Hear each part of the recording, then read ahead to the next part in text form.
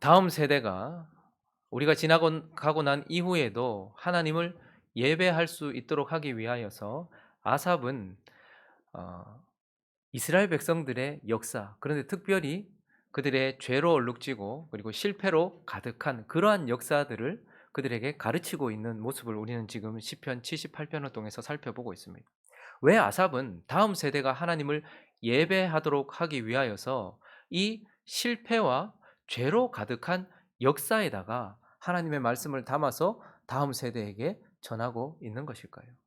우리가 지난주 살펴보았던 것처럼 그 이유는 그 다음 세대가 경계할 수 있도록 하기 위하여서, 그들의 조상이 살았던 것처럼, 그들의 조상의 마음들처럼, 그들의 조상의 행위들처럼 가지 아니하고 경계할 수 있도록 하기 위하여서 실패와 죄로 가득한 역사를 그들에게 전해주고 있는 것입니다. 그러나 또 하나 우리가 기억해야 될 것은, 그가 왜 이렇게 실패와 죄악의 역사를 다음 세대에게 전하고 있는가 하는 것은, 그가 단순히 실패를 전하고 싶은 것이 아니라 그 역사 가운데 무엇이 있기 때문입니까? 하나님이 계시기 때문입니다. 그 죄악으로 가득한 더러운 역사, 그 실패로 가득한 어두운 역사 가운데 하나님이 계시고 그곳에서 하나님이 더 명확하게 드러나고 계시기 때문입니다. 그래서 사실 아삽은 그들의 실패와 죄를 선포하기보다는 그 역사 속에서 함께 하셨던 하나님과 하나님의 거룩하시고 아름다우신 그분의 그분 되심을 드러내면서 자기 백성들에게, 다음 세대에게 말하고 있는 것입니다. 그래서 우리는 이 78편을 통하여서 또 한번 본문을 통하여서 아삽이 그 역사 속에 계신 하나님이 어떠한 분이신지 그것을 우리가 다시 한번 살펴보고, 그리고 우리는 다음 세대에 무엇을 전해야 하는지 살펴보려고 합니다.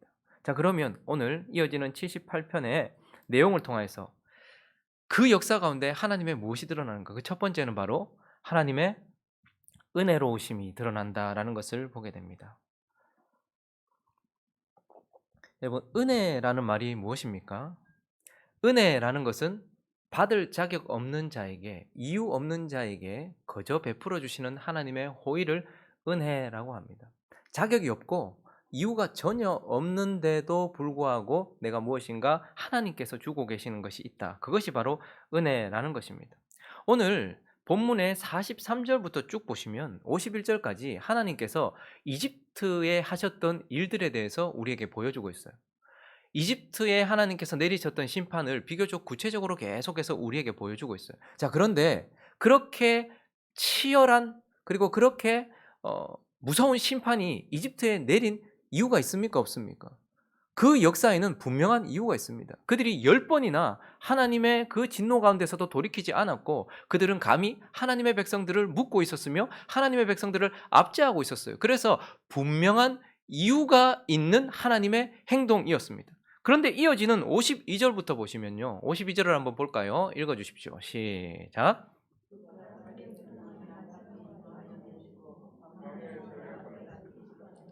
이집트는 심판하셨다라고 길게 그분의 역사를 이야기하시는데, 그 심판 안에는 분명한 내용과 이유가 있어요. 그리고 그들은 심판받을, 이런 말이 좀 그렇지만 자격이 분명히 있습니다. 그런데 52절에 이어지는, 그가 자기 백성은 양같이 인도하여 내셨다, 그들을 끄집어내셨다라고 하시는 그분의 담담한 역사 가운데는 이유가 없습니다. 여러분, 출애굽기를 한번 보십시오. 모세를 보내시고 그들을 끄집어내실 때에 그들이 끄집어 나올 만한 이유가 있었습니까? 그들이 거기서 나올 만한 자격이 있었습니까? 부르짖었다고요? 그들이 하나님께 구해달라고 부르짖었습니까? 아니요. 그들은 고통 가운데 소리친 것이지 하나님을 향하여 도와달라고 외쳤던 것이 없었습니다. 그럼에도 하나님께서는 자기 백성을 어떻게 해요? 끄집어내 주셨다. 가만히 돌아보면 아무 이유가 없는 거예요. 끄집어낼 만한 이유도 없고, 그들이 거기서 나올 만한 이유도 없고, 그리고 거기서 건짐받을 만한 자격도 없다라는 것을 우리는 보게 됩니다. 그리고 52절을 계속 보시면 끄집어내시기만 하셨습니까? 광야에서 양떼같이 지도하셔서 그들을 인도하셨다라고 말합니다. 광야는 아무것도 없는 곳, 죽음의 장소입니다. 그런데 하나님께서 그들을 40년 동안이나 죽지 아니하고 인도해 내셨어요. 자, 그런데 그분이 하셨던 저 한 줄의 역사 가운데 우리가 그것을 받을 만한 자격이 있나요? 그분께서 우리를 인도하시고 우리를 붙들어 주셔야 될 이유가 있습니까? 하나님께서 우리에게 하신 역사, 이집트 백성들에게 한 역사에는 이유와 그들이 그럴 만한 이유와 자격이 있었던 것 같아요. 그러나 우리에게 이루어진 일들 중에는 하나도 이유가 내게 있지 않다는 것을 보게 됩니다. 우리는 그런 것을 받을 만한 자격도 없다는 것을 보게 됩니다. 광야에서 왜 하나님께서 그렇게 하셨는지 우리에게는 아무런 이유도, 그리고 그것을 받을 만한 자격이 없다는 것을 보게 됩니다. 그것만입니까? 55절을 한번 볼까요? 또 나라를 그들의 앞에서 쫓아내시며 줄을 쳐서 그들의 소유를 분배하시고, 그들은 이집트에서 자격 없이 나왔고 광야를 이유 없이 지나갔으며 거기다가 약속의 땅으로 그냥 들어갔다라고 말합니다. 무기도 없었고 순종도 없었고 믿음도 없었던 그들이 하나님께서 약속하신 적과 꿀이 있는 곳으로 들어갈 만한 자격이 하나도 없음에도 하나님은 그 일을 하셨다라고 말하고, 그 역사 가운데 우리는 그 어떤 이유도 찾을 수 없다라는 것을 보게 되죠. 그리고 55절을 끝에 보시면 결국은 땅을 분배하셨고 이스라엘의 지파들이 그들의 장막에 살게 하셨다. 그들이 거기 정착했다. 그리고 그들이 그곳에서 하나님의 나라를 시작했다라는 것을 보게 됩니다. 여기에 하나님의 백성들에게 어떠한 이유가 있으며 여기에 하나님의 백성들에게 어떠한 자격이 있습니까? 하나님이 자기 백성에게 하신 이야기는 아주 짧게, 그리고 이집트 백성들에게 하신 일은 아주 길게 이야기하십니다. 그런데 그 긴 이야기 속에 이집트 백성들에게 한 그곳에는 많은 이유가 보이지만, 그러나 우리에게 하신 역사는 그 어떤 이유도, 그리고 그것을 받을 만한 자격도 없다라는 것을 보게 되면서, 이 모든 역사 속에 결국 아삽이 말하고 싶은 것은 하나님이 우리에게 은혜를 주셨다. 자기 백성들에게 은혜를 주셨다. 은혜로우신 분이다라는 것을 말하고 있고, 동시에 우리의 역사 가운데도 동일합니다. 오늘 저와 여러분이 이곳에 앉아 있는 것은 우리가 세상으로부터, 죄로부터, 사망으로부터, 나 자신으로부터 건짐받았기 때문인데, 그런데 여기 앉아 있는 그 누구 가운데서도 이유가, 그리고 그럴 만한 자격이 있었다라고 내세울 만한 것이 있는가 하는 것입니다.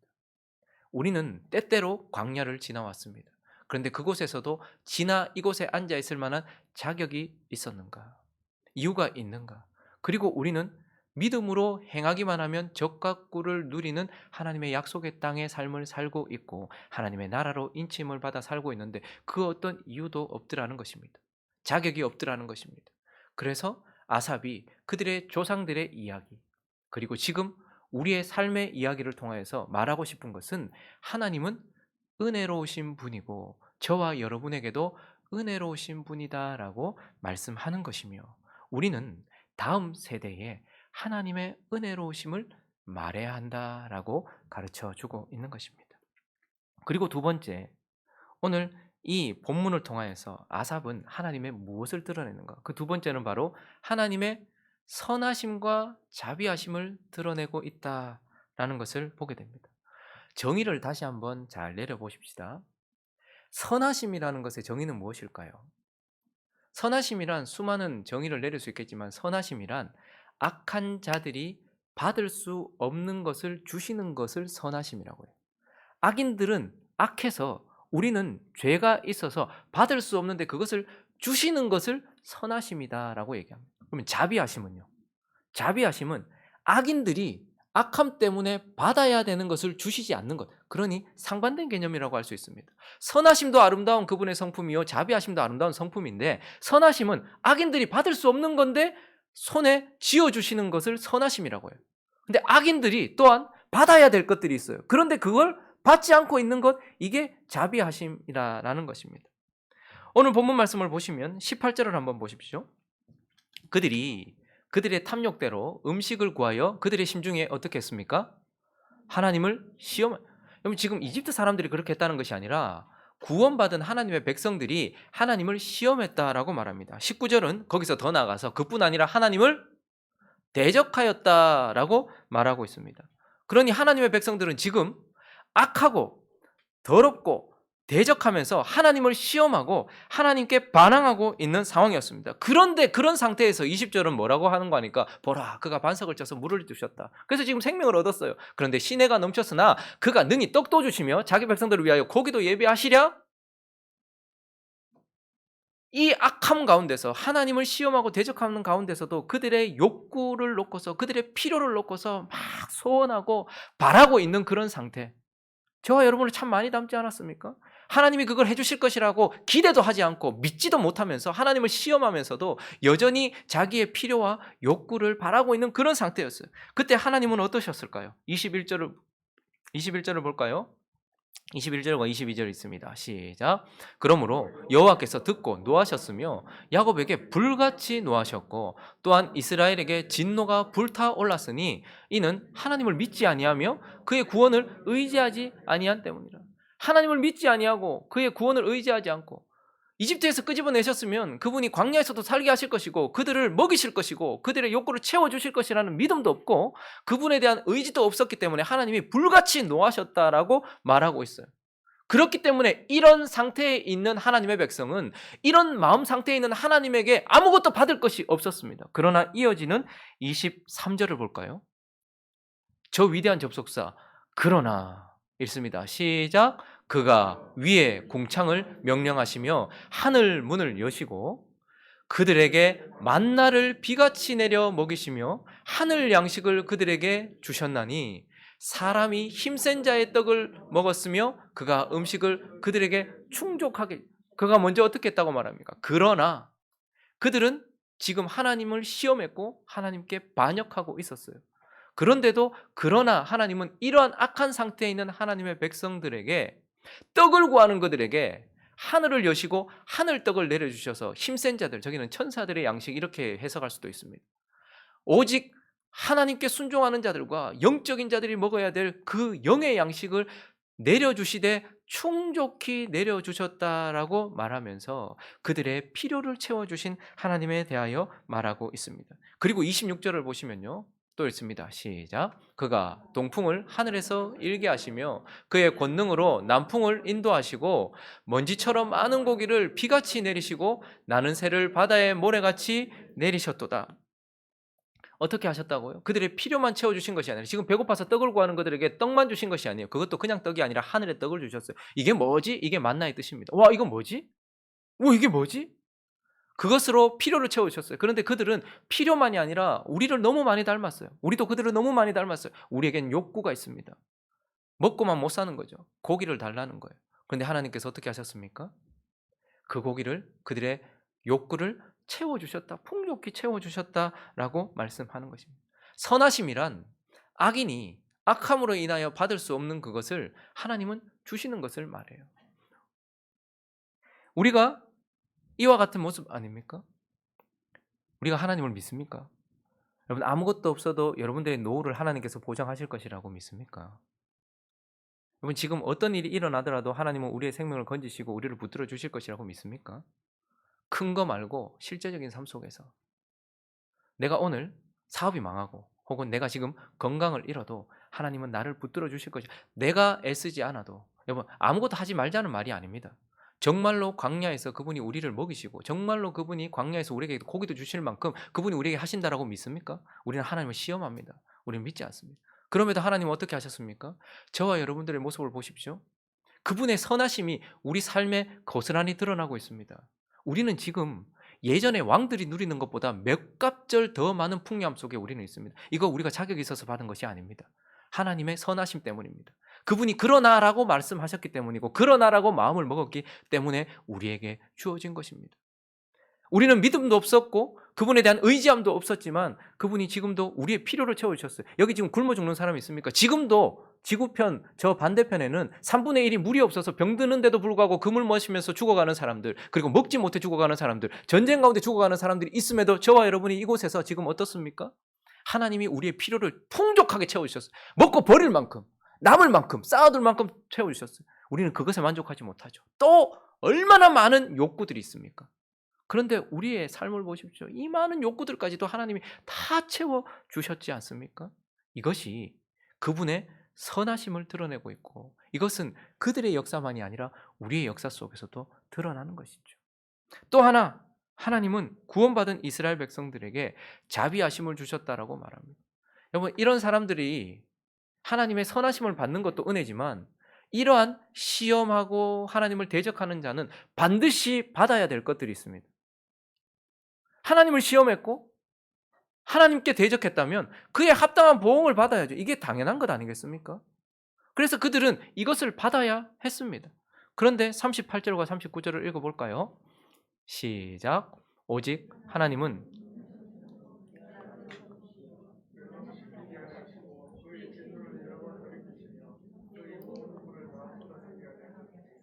그들은 육체이며 가고 다시 돌아오지 못하는 바람임을 기억하셨습니다. 우리가 받을 자격이 없고 우리가 악한데도 불구하고 뭔가 들고 있는 것도 참 놀라운 일이에요.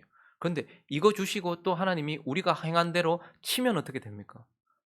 우리는 받아야 될 것들이 있었습니다. 이스라엘 백성들은 광야에서 했던 행동들 그리고 그와 동행하면서 했던 그들의 악함 때문에 하나님께 마땅히 받아야 될 것들이 있었습니다. 그러나 하나님이 어떻게 하셨죠?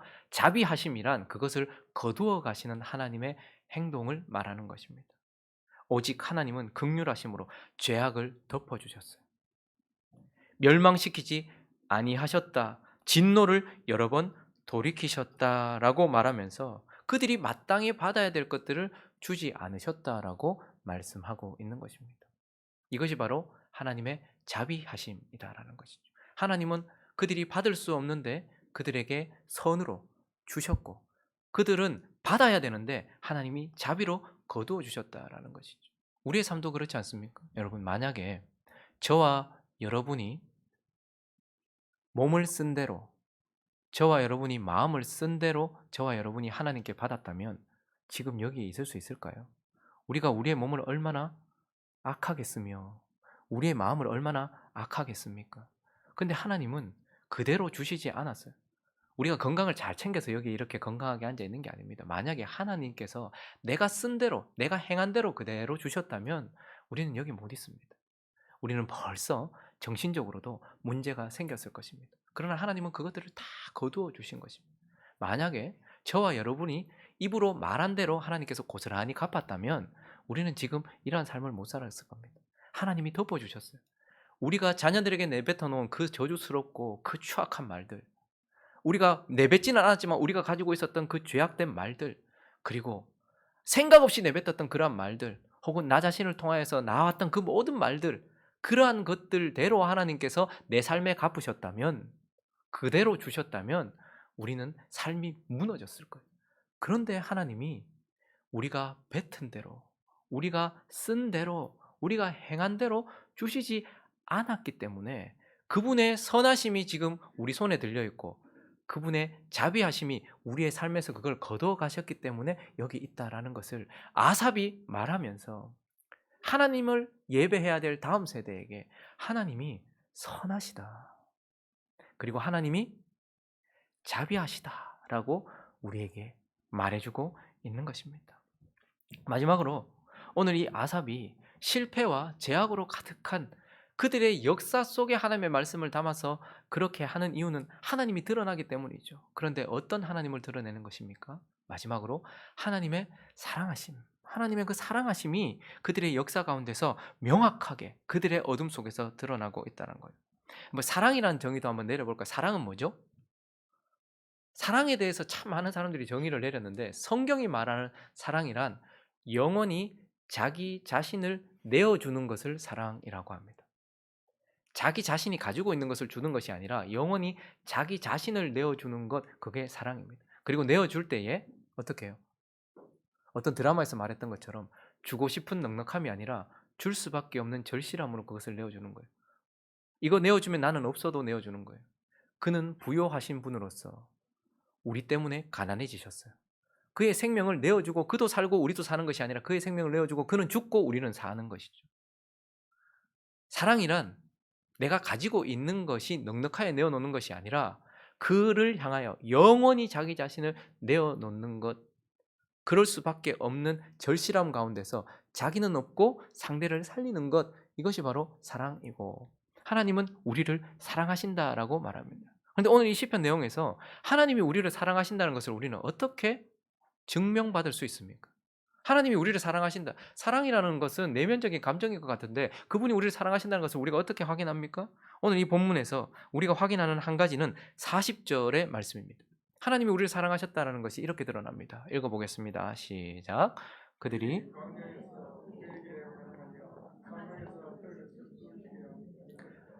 광야에서 반항했어요. 대적했어요. 시험했어요. 그런데 사막에서 그를 어떻게 했대요? 그 순간 하나님은 어떠하셨대요? 슬퍼했대요. 여러분, 하나님과 우리는 비공유, 하나님께는 있는데 우리에게는 없어서 전혀 이해하지 못하는 속성도 있어요. 뭐 영원성이라든지 전지성이라든지 전능성이라. 그런데 공유하고 있는 부분이 있어요.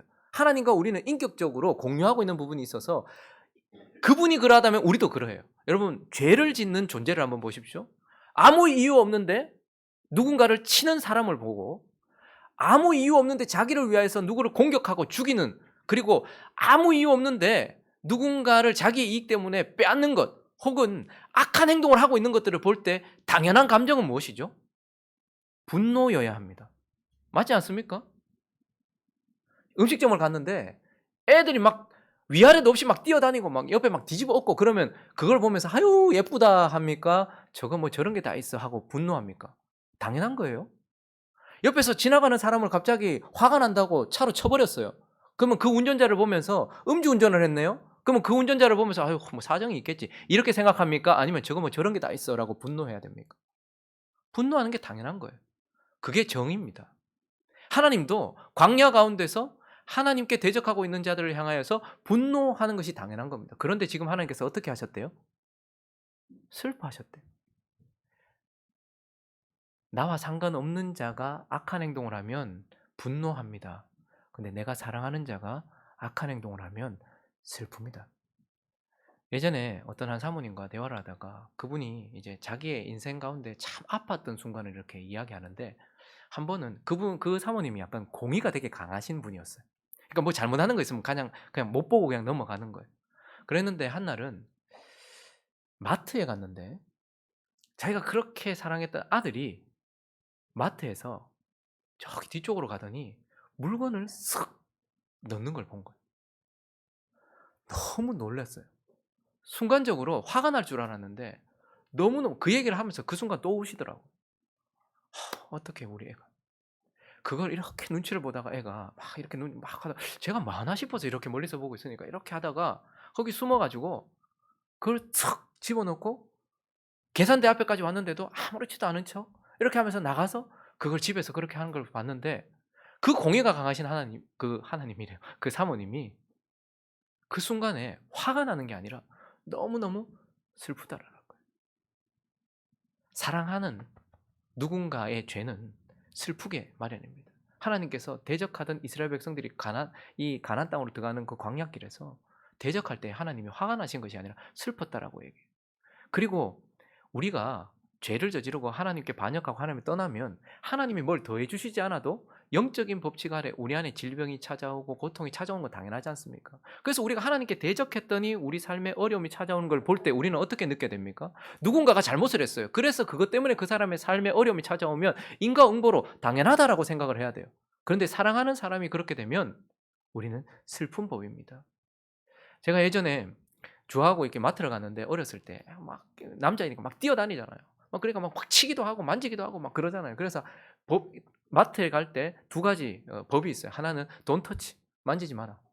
그리고 또 하나 뛰어다니지 마라. 왜냐하면 카트기가 이렇게 오다가 몇 번 박는 거예요. 그러니까 다치잖아요. 그래서 그렇게 하지 말라고 얘기했어요. 그랬더니 얘가 마트에 가면 저하고 있을까요? 저하고 멀리 떨어져 있을까요? 멀리 떨어져 있어요. 그래서 제가 얼마나 뛰고 싶으면 저러겠나 싶어서 이렇게 놔뒀는데, 보니까 저는 이렇게 뭐 장 본다고 이렇게 안에 따라다니면서 이거, 남편들은 장 보는 거 별로 안 좋아하잖아요. 그 요즘에는 제가 좀 성화돼서 좋아해요. 그냥 가서 이렇게 같이 합니다. 예전에는 근데 이게 너무 지겹고 장을 1시간도 저는 여자분들 이해 안 가는 것 중에 하나는 목욕탕에 2시간, 3시간 있는 거, 또 하나 장 보러 가서 2시간, 3시간 있는 거, 이런 것들이 좀 너무 힘들었는데 그렇게 막 안 좋은 마음으로 이렇게 가고 있는데 진짜 퍽 거리는 거예요. 와 이거 뼈 다쳤겠다 싶을 정도. 근데 딱 직감이 오잖아요. 아 주하다 싶은 거예요. 누가 쳤는지 뭔지 몰라도 그냥 팍 거리는 거예요. 아, 얘 턱 박은 건 아닐까. 뒤로 뚝 돌아봤는데 얘가 진짜 어떻게 하는지 쏜살같이 일어나 가지고 아프지 않은 척 너무 마음이 아픈 거예요.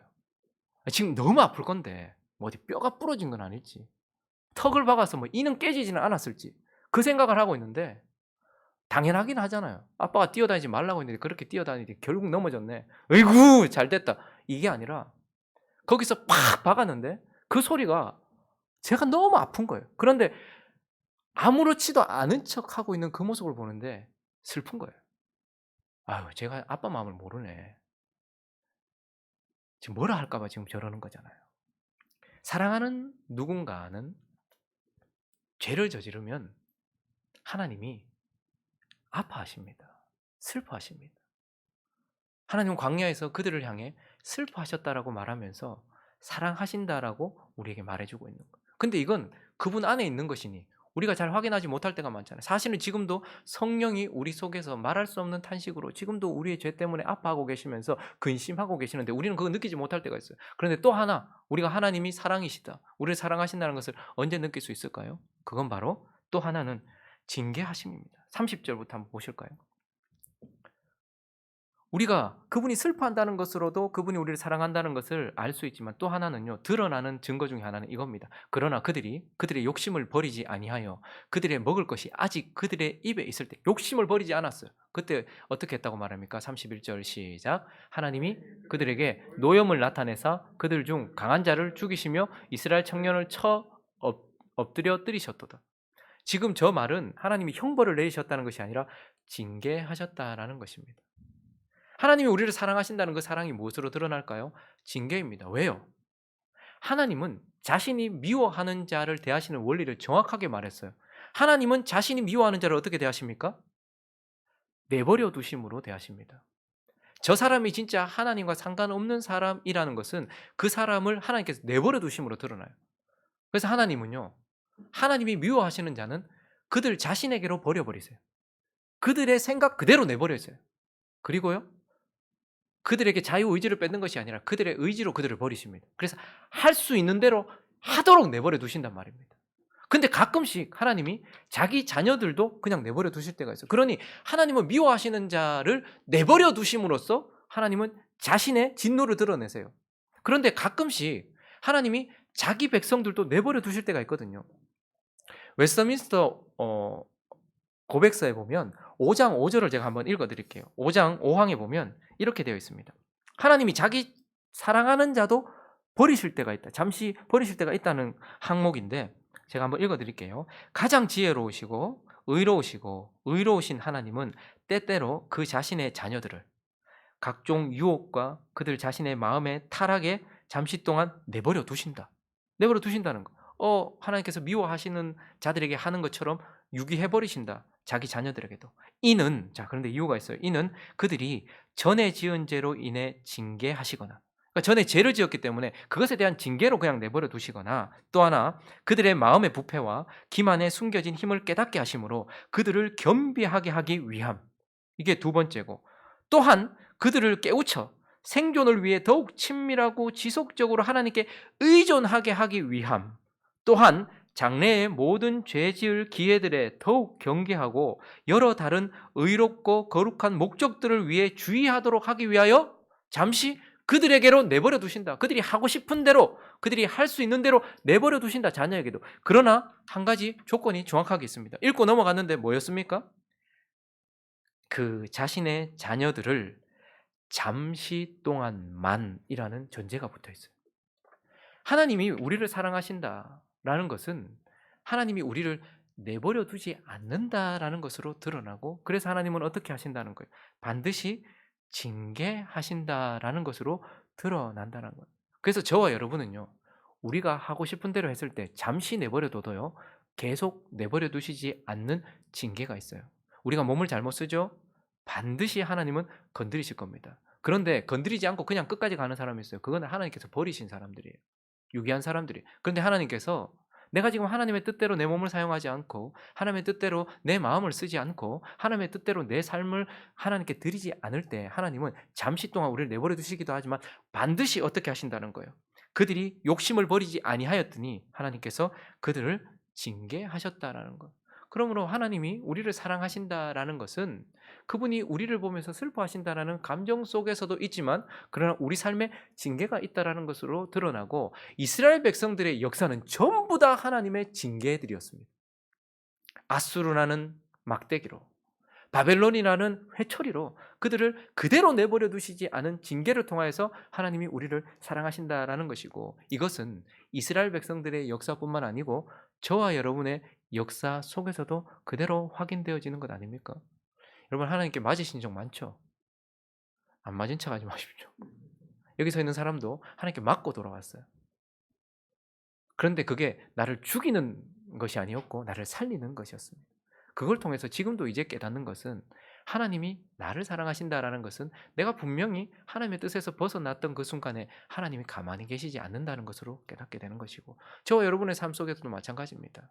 하나님께서 징계하심을 통하여서 하나님이 우리를 사랑하신다는 것을 알게 되는 것이고, 아삽은 그들의 실패와 그들의 죄악된 어둡고 더러운 역사 가운데 하나님의 말씀을 담아서 우리에게 주되, 단순히 경계만이 아니라 그 어두움과 그 더러움 속에서 하나님을 명확하게 보여주면서, 하나님을 한번 봐라, 이들의 역사 속에 나타나는 하나님을 한번 봐라, 하나님이 얼마나 은혜로우신지, 하나님이 얼마나 선하고 자비로우신지, 하나님이 얼마나 우리를 사랑하시는지, 이걸 보라라고 우리에게 말씀해 주고 있는 것입니다.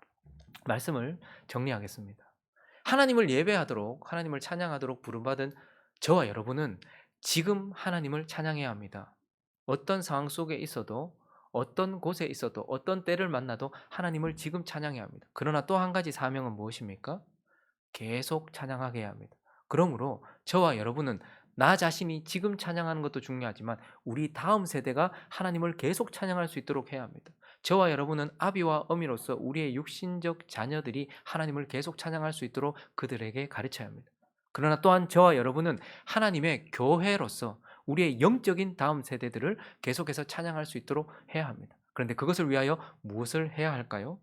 78편 시작하면서 3절은 이렇게 얘기합니다. 그들이 찬양할 수 있도록 이는 우리가 들어서 아는 바요 우리 조상들이 우리에게 전한 바라. 하나님께서 우리에게 조상들을 통해서 객관적으로 전해주셨던 이 말씀을 통하여서 하나님이 얼마나 은혜로우신지, 얼마나 자비로우신지, 선하신지, 사랑이신지를 전해야 합니다. 저와 여러분은 이 아삽이 이스라엘 백성들의 역사를 그의 자손들에게 전했던 것처럼, 저와 여러분 또한 우리의 다음 세대, 육적인 자녀든 영적인 자녀든 우리의 다음 세대에 이 하나님의 역사를, 그래서 하나님의 은혜로우심을 전해야 돼요. 그러나 또 하나, 이 78편을 시작하면서 1절에 이렇게 이야기하고 있습니다. 읽습니다. 시작. 내 백성이요 내 율법을 들으며 내 입의 말을. 이것은 단순히 그들의 역사 속에서만 드러나는 것이 아니라 내 역사 가운데서도 드러나는 거예요. 이 말씀이 내게 실제가 되었고 내가 사랑하는 말씀이고 내가 지금 살고 있는 말씀이에요. 그래서 아삽은 조상들의 역사 속에서만 하나님의 은혜와 선하심과 자비하심과 사랑하심이 드러나는 것이 아니라 자신의 삶 속에서도 이것이 드러났고 이것을 전했던 것처럼, 저와 여러분 또한 우리의 삶 속에도 있는 하나님의 은혜로우심, 하나님의 선하심과 자비하심, 그리고 그분의 사랑이심, 이 모든 것들을 내 것이 되어서 우리의 육신의 자녀들에게, 우리의 영적인 자녀들에게 전하는 삶, 하나님의 아름다움을 높이는 삶 되시기를 예수 그리스도 이름으로 축원합니다.